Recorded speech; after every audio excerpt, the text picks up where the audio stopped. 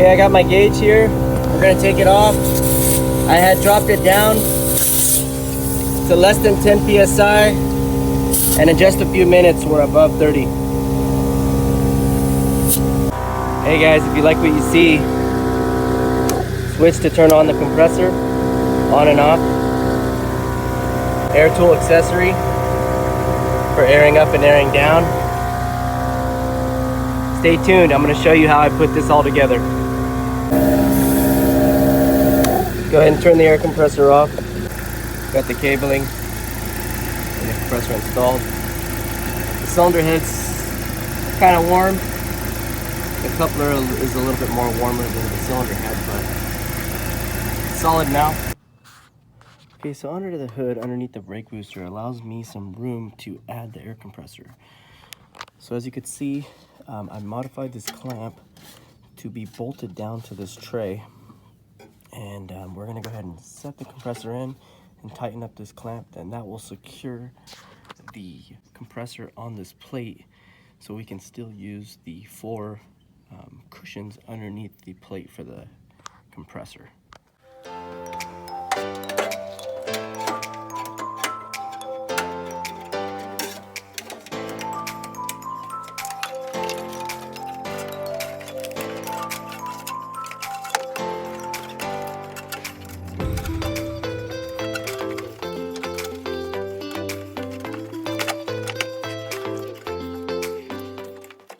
And you can see that the rubber bushings underneath this unit are still being used up along the plate on all four corners. You can see that one back there still being used. So we'll go ahead and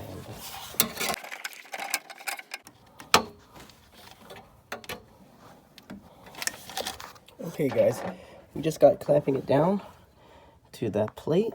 Looks good, nice and secure.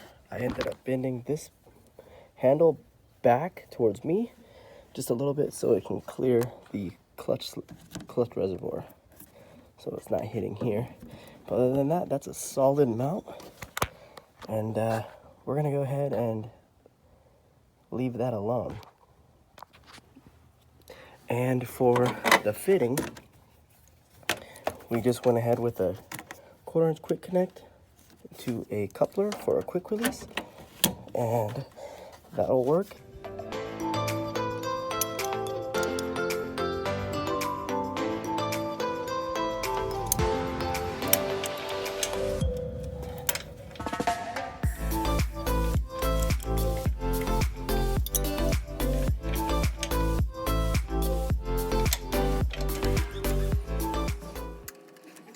Came out of the hole,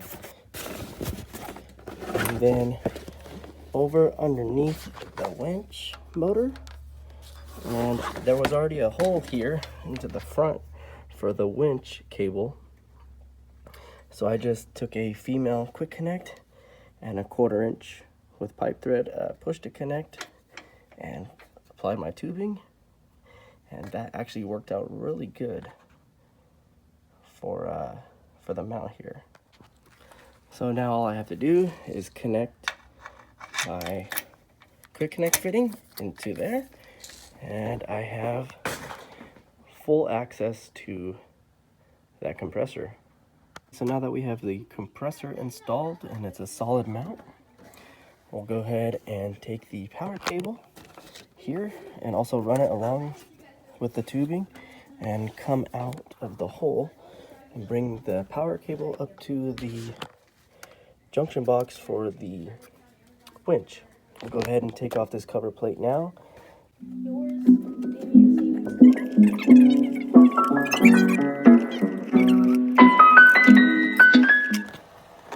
So one of the first things we're going to do is install the key switch with the battery disconnected.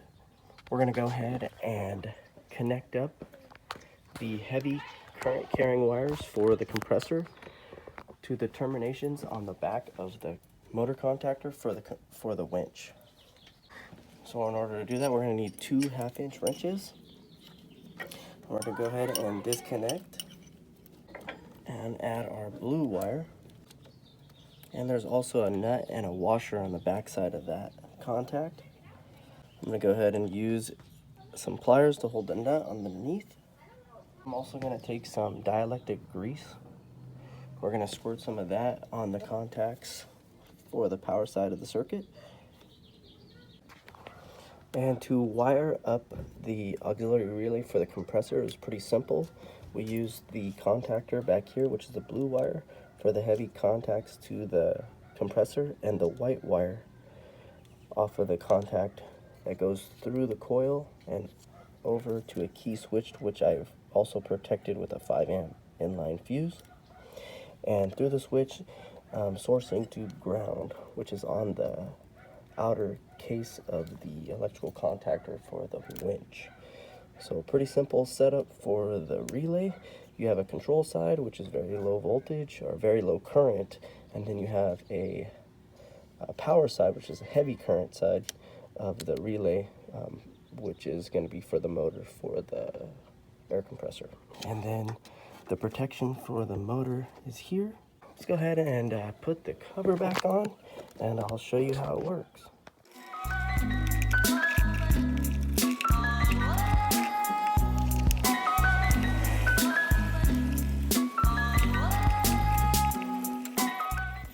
Get to the spot where you're going to get ready to go wheeling at the head of the trail.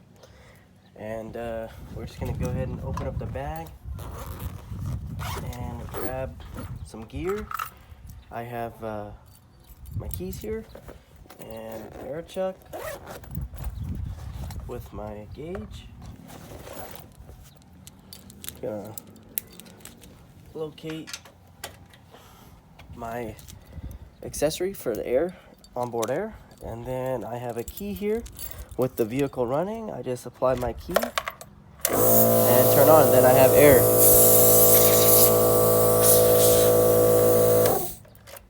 And there you go. And it's pretty quick. You just disconnect and put everything back in.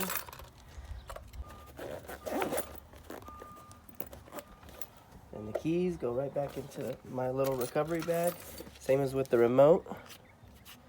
So if I go out, still have full control of the winch. And we'll go ahead and turn the safety off on that, but that's the wireless winch remote. And then for my manual control,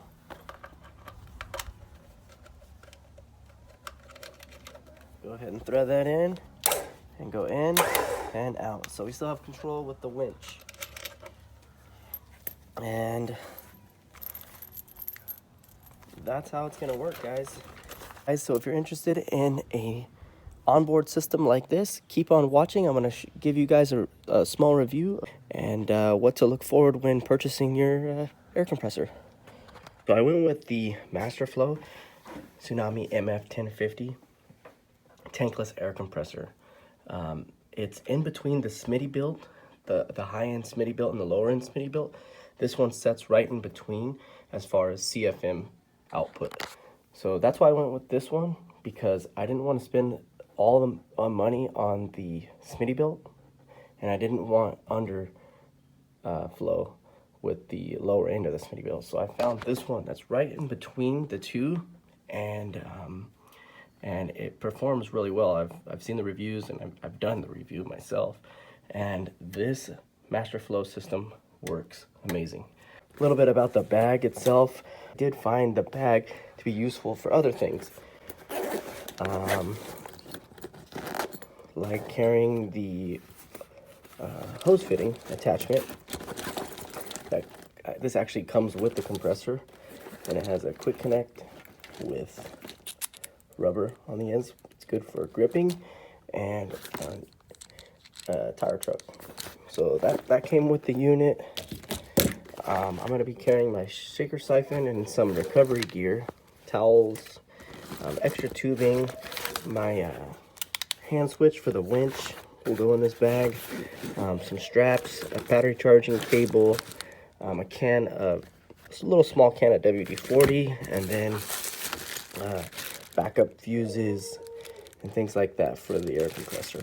So that'll go in the bag that the compressor went with. The compressor, I bought it for about $65, which was, this one was actually refurbished. If you go onto eBay or Amazon, they're up into the $70, $75. So actually going onto the website Masterflow and purchasing the compressor itself, you can get it for at a very low cost if it's refurbished. And like I said, I've tested this out and it works excellent. And I was able to save some money by buying the refurbished unit from directly from the manufacturer. So that was pretty cool. And the bag I like, I'll stow this away in the Jeep as a recovery gear items. And that's gonna wrap it up for this video, guys. If you liked this video, give it a thumbs up, consider subscribing, and check out some of my other useful videos that may be helpful to you.